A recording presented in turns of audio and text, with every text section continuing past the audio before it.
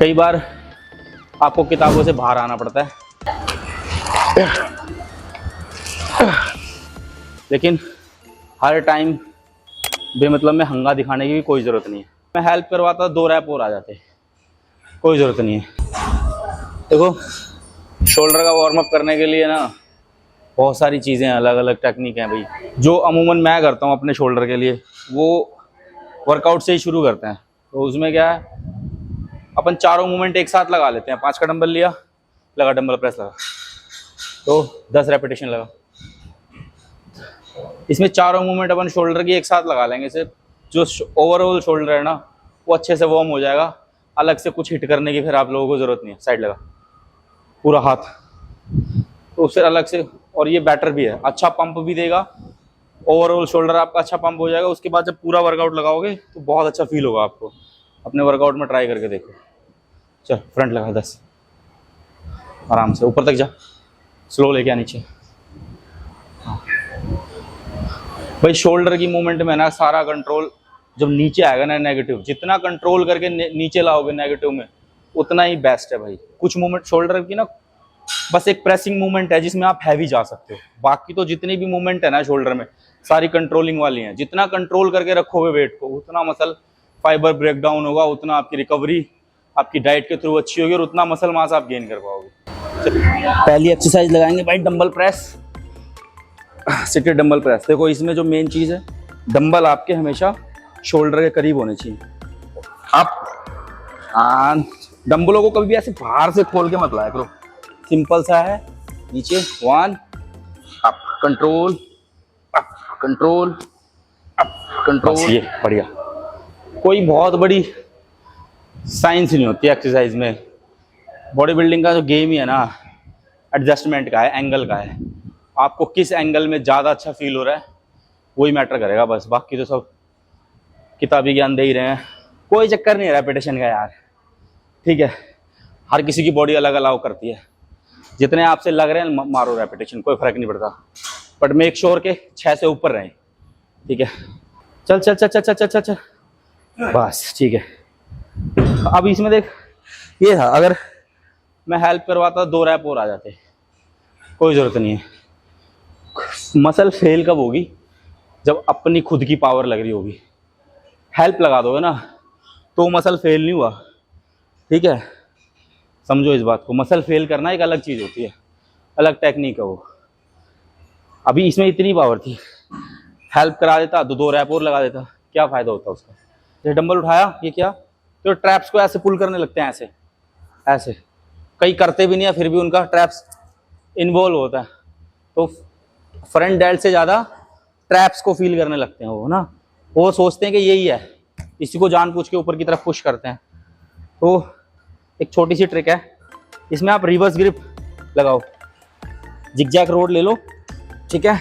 Wait अपने अनुसार, grip हमेशा shoulder level, chest up up, slow, jerk नहीं आना चाहिए ऊपर जाते वक्त।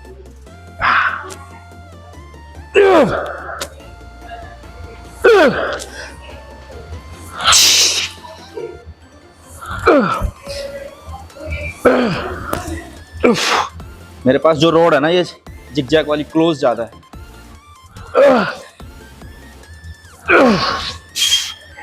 ये बहुत क्लोज है मेरे पास जो रोड है। इसमें थोड़ा सा वाइड वाली आती है, वो आपको बहुत अच्छा फील देगी। फ्रंट के अलावा कहीं फील नहीं होगा, ना ट्राइसेप्स पे फील होगा, ना कहीं चेस्ट पे फील होगा, बिल्कुल फ्रंट पे फील होगा। बस कंट्रोल करके लगाओ। जैसे मेरे पास जिगजैग वाली बार छोटी है, अगर आप लोगों के पास भी छोटी हो तो क्या करो, डंबल ले लो। जैसे मेरे पास 5 का डंबल है, रिवर्स किया, बस हल्का सा ये 1 2 3, कंट्रोल करके 4 5 6 7 8 9 10 11 12। एकदम फायर देगा, बढ़िया। चल भाई चल लगा। जो खुद से वर्कआउट करते हैं उनके लिए बता रहा हूँ, कोच की तो आजकल कोई सुनता नहीं। क्या करेंगे कि फ्रंट बारबल लगा ली और उसके बाद में जस्ट ही आपने फ्रंट बारबल लगाई, फ्रंट डेल्ट ट्रेंड किया, ठीक है। उसके जस्ट बाद आप डंबल प्रेस ही लगाओगे, कोई फायदा नहीं है भाई। एक तो आप लोड नहीं ले सकते, क्योंकि आपने पहले मसल फेल कर लिया।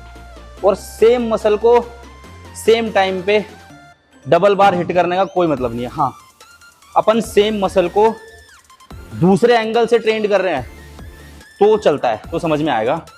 पर ऐसा नहीं है कि आपने भी बारबल लगाई और फिर उसके बाद जस्ट बाद डंबल लगा लिए।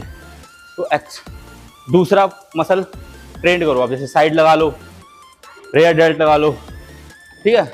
उसके बाद फिर आप डंबल प्रेस लगाओ, क्योंकि शोल्डर आपने ओवरऑल ट्रेंड करना है, फ्रंट नहीं ट्रेंड करना है, ठीक है। इस बात का ध्यान रखा करो। में आपके भाई वगैरह हैं, दोस्त वगैरह, वो आपको डंबल ऊपर दे दे, उससे क्या है ना, आपके 2 रैप बढ़ जाएंगे खुद से।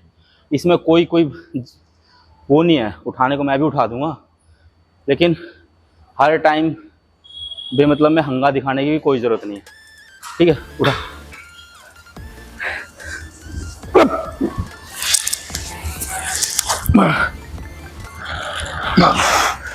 माधव,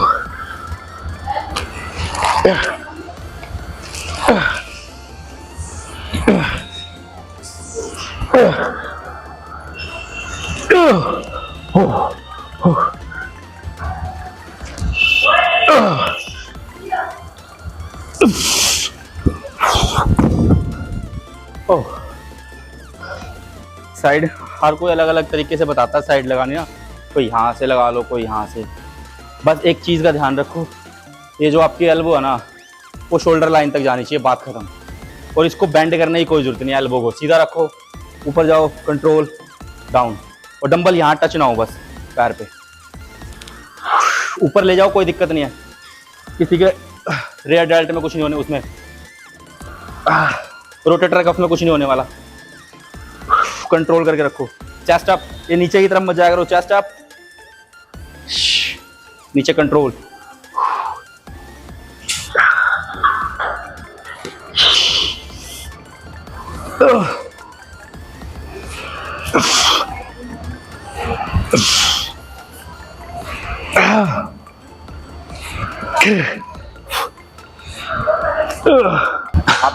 एक काम की चीज़ बताता हूँ। वैसे तो अगर आपने शोल्डर ट्रेंड करना है ना, तो 3 एक्सरसाइज आपके लिए बहुत हैं।